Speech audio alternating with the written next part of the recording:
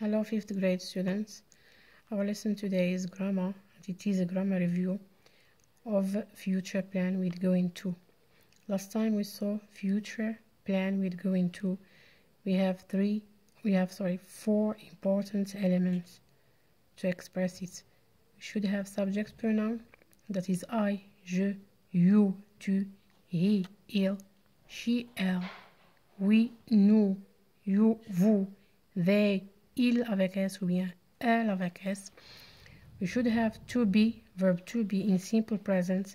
It is with I, is with he, she, and it, are with we, you, and they. Of course, in affirmative or negative or interrogative form, plus the third element that is going to, plus the fourth element that is main verb. Example is, I'm going to go on a trip next week. Let's see if this sentence contains the four elements that we spoke about in number 1. We have here I, that is subject. This is number 1. Or apostrophe M, it is a contracted form. Number 2, it is to be in simple present. Going to, it is number C. And then the main verb, that is to go. I'm going to go. Good. Here in this chart,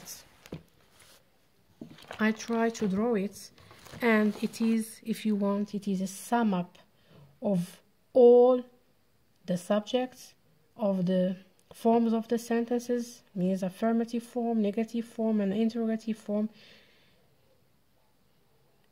So if you want to express future plan with going to, you should bear in mind 3 important forms of sentences. That is affirmative form, negative form, or interrogative form.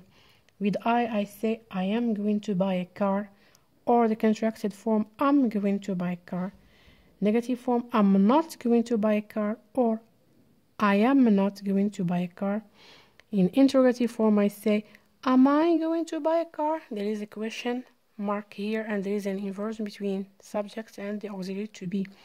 With he, she, and it, they have the same structure. We say is. Either he is going to buy a car, or she is going to buy a car, or it's going to buy a car.